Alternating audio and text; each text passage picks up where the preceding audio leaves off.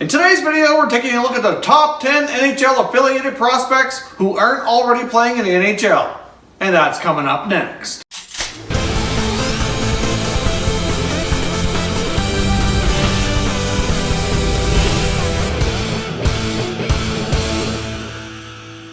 Hey everyone, and welcome back to another video here at Top Shelf Hockey. If you're new to the channel, thanks for stopping by. We review and discuss all 31 NHL teams as well as international hockey. So if you're a huge hockey fan, consider subscribing and clicking the bell so you don't miss anything.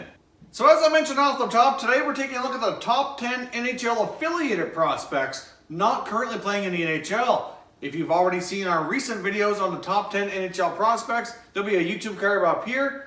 Those are the top 10 prospects that are likely to be drafted this summer into the 2019 NHL Entry Draft. The players we're talking about today have already been drafted and are affiliated with an NHL team already, but they've yet to make their debuts in the NHL. So we want to take a look at the top 10 guys that you're most likely going to see here in the next year or two that are going to likely to have a big impact on their NHL clubs. We're going to start at the bottom of the list and work our way up to the top. And even though this is a top 10, I had a really hard time compiling this list. So I have a tie in the number 10 spot. So therefore, there's actually 11 players on this list. So at number 10, tied for number 10th, we have Jordan Kyrou, who is a winger in the St. Louis Blues organization. Jordan Kyrou has 82 points in 41 games, playing for the Sarnia Sting in the OHL. We saw Jordan Kyrou play this not too long ago here at the World Junior Championships for Team Canada. He was a tremendous offensive winger. He certainly has a lot of upside, and he's also been mentioned in recent NHL trade rumors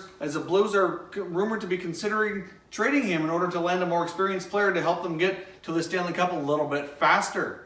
Now tied with Jordan Kyrou for the number 10 spot is Aleksei Heponiemi, who's a Florida Panthers draft pick, plays center ice, currently 19 years old, playing in the Western Hockey League here in Canada for the Swift Current Broncos. He's currently tearing it up. He's got 93 points in 39 games. So he's quite an offensive player. We saw him as well at the World Junior Tournament, and he looked fantastic.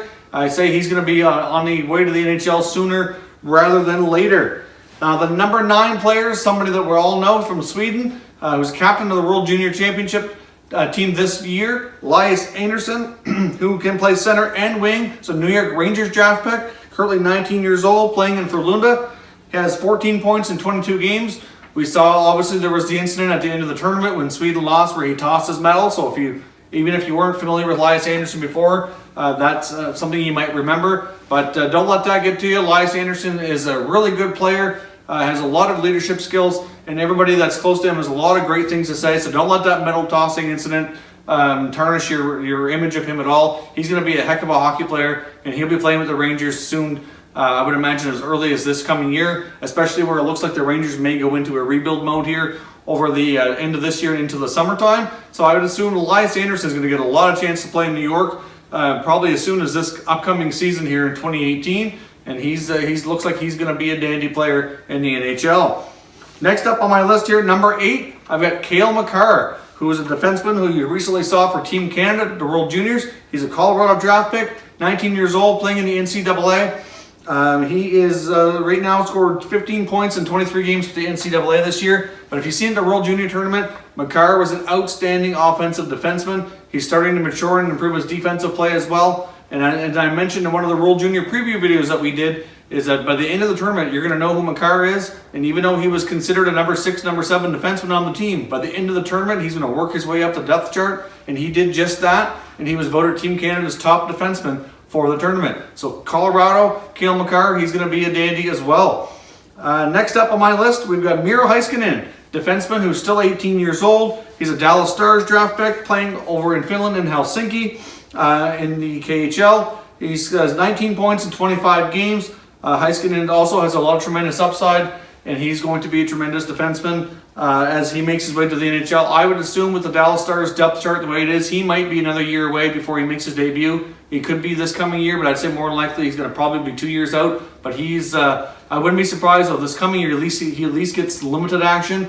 I'm not sure if he'll be coming over to play in North America so he can get used to the Stars system, maybe play in their AHL affiliate. I don't know what their long-term plan is with him, but he certainly looked tremendous when I've seen him play, and he's certainly one of the better prospects coming to the NHL in the near future. Next up on our list, we have a center iceman out of the OHL by the name of Robert Thomas. Robert Thomas is another St. Louis Blues draft pick. He's currently playing for Hamilton in the OHL, and he's having a tremendous year with 56 points in 36 games. Robert Thomas is another player that's been mentioned in trade rumors lately. Obviously, the St. Louis Blues are rumored to be making some deals here as we approach the NHL trade deadline. And just like Jordan Kyrou, Thomas's name has been brought up in speculation. Now, Thomas has the ability to be a top center iceman in the NHL when he gets there. Obviously, it'll take him a little bit of time to mature into that role, but he is very similar to like a Patrice Bergeron type of player. He's a good, responsible two-way forward, has an offensive upside, and right now, with the Blues forward depth the way it is, I wouldn't be completely shocked to see them move one or two of their prospects in order to gain some experience, kind of push them higher up the charts here, have a chance at the Stanley Cup. But if I were the Blues, I'd hang on to Thomas. I think he's got a tremendous upside, and I wouldn't be parting with him very easily. Next up, we've got Cody Glass. Cody Glass was a draft pick, center right wing for the Vegas Golden Knights last year's draft, currently playing in the WHL for the Portland Winterhawks. He's having a tremendous year, scoring 69 points in 45 games, and as Vegas isn't good enough, already they certainly have another guy on the way who's going to be tremendous. Next up after Cody Glass, we have Martin Necas of the Czech Republic, who's a center iceman, 19 years old, drafted by the Carolina Hurricanes. Necas right now has 12 points in 20 games playing in the Czech Republic League. He was another player who had a really good showing at the World Junior Tournament this past year, and he certainly has a tremendous career ahead of him, I do believe. Number 3 in the list, we've got Casey Mittlestadt. Casey Mittlestadt was probably, in my opinion, the best player, offensively at least, at the World Junior Tournament this year. He's a center iceman, 19 years old, drafted by the Buffalo Sabres. So as much as the Sabres seem to have been rebuilding for years, I think he's a player they can build around, and he certainly has a tremendous upside. He plays in the NCAA out of Minnesota, and he's got 22 points in 26 games so far this year, but he's certainly a tremendous offensive talent, and there'll be great things to come from Casey Mittlestadt.